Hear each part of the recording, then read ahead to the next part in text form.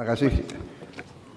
Ya, ini pengamat-pengamat ada beberapa macam menurut saya. Ada pengamat yang memang tidak suka pemerintahnya sendiri berhasil karena berbagai motivasi. Tapi menurut saya mereka itu menurut saya sikap mereka itu sikap yang sempit, bukan sikap patriotik. Mungkin karena merasa kalah, tidak punya kekuasaan, kemudian atau ada pihak yang hilang rezeki, ya, terutama maling-maling, koruptor-koruptor, ya kan, dia merasa rugi dong dengan pemerintah kita. Kita mau tertibkan, kan? Jadi dia, ya saya juga punya data-data intelligence, ya kan.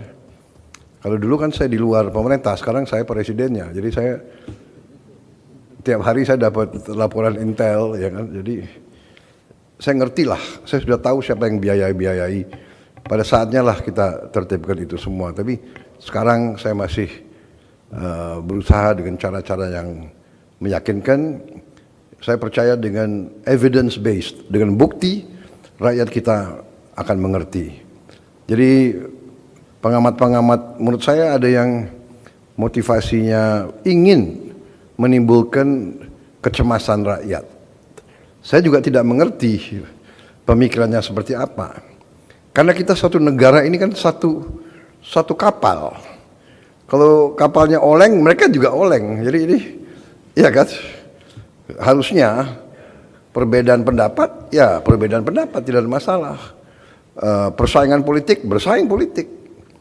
Tiap 5 tahun, di pilkada, di pileg, di pilpres, gak ada masalah. Tapi harusnya negara ini kalau sudah selesai pertandingan-pertandingan itu, harusnya kita bersatu kompak, kita selamatkan kapal besar kita, kapal yang namanya Republik Indonesia ini mengarungi lautan yang penuh karang, yang penuh bahaya. Tapi saya juga terima kasih ya para tadi pejabat, para menteri, ya kita menghadapi tantangan, kita siap skenario-skenario yang paling buruk, tapi kita punya kekuatan. Negara kita punya kekuatan yang besar, tinggal kita ngelolanya, kita sebagaimana telah pernah kita atasi krisis-krisis yang besar, saya yakin kita akan tambah kuat. Menurut pendapat saya, ini sementara ya, kita selesaikan nanti laporan-laporan, tapi menurut saya krisis justru mempercepat rencana transformasi kita. Akhirnya kita dipaksa akselerasi. Kita sudah mengerti masalahnya. Dari dulu kita ingin swasembada pangan, swasembada energi. Kita sudah mengarah ke situ. Tapi sekarang akan mempercepat. Kita sudah tahu bahwa kita harus melakukan pengalihan energi kepada energi terbarukan, kepada energi yang kita miliki sendiri. Kita sudah paham itu. Ini mempercepat. Jadi ini memaksa kita untuk bekerja lebih keras. Jadi ini justru akselerasi strategi yang kita sudah punya. Tapi yang sangat luar biasa, ya, saya kira semuanya harus menyampaikan, kita bersyukur kita diberi karunia yang maha kuasa. Kita banyak negara tidak punya pilihan. Saya dengar hari ini banyak kendaraan di negara tertentu sudah nggak bergerak. Ya, kita masih bisa. Kita punya banyak alternatif.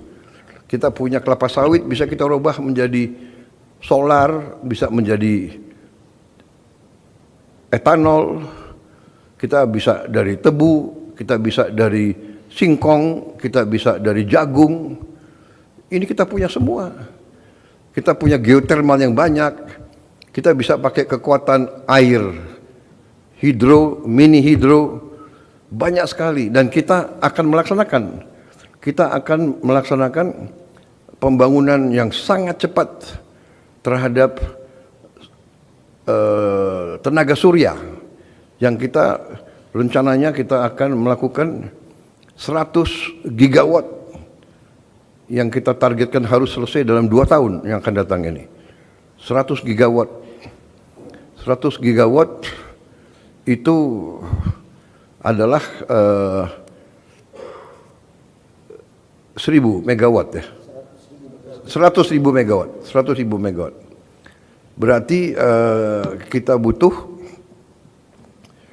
ya secara garis besar 100.000 hektar yang kita miliki ya. Saya dapat laporan dari ATR ya Pak Nusron ya, di Jawa Barat saja kita punya 67.000 hektar lahan ya.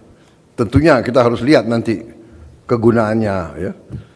Di Jawa saja BUMN kita perhutani punya 800.000 hektar yang bisa kita gunakan. Jadi kita juga menemukan ladang gas yang besar di Andaman, ya kan, yang sudah diketemukan dan akan dikerjakan dalam waktu singkat oleh Mubadalah. Itu juga kita bisa bikin jaringan. Kalau tidak salah, sebentar lagi kita bisa buka jaringan gas dari utara Aceh, terus ke selatan, ke Sumatera, kemudian ke Jawa. Kita juga sebentar lagi akan membuka ladang Masela, juga ladang gas yang sangat-sangat besar. Jadi kita juga ketemukan terus ladang-ladang di Papua dan di tempat lain.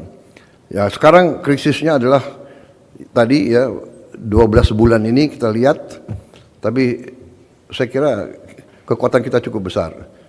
Silakan sekarang dilanjutkan. Menteri apa? Menteri SDM ya? Menteri SDM.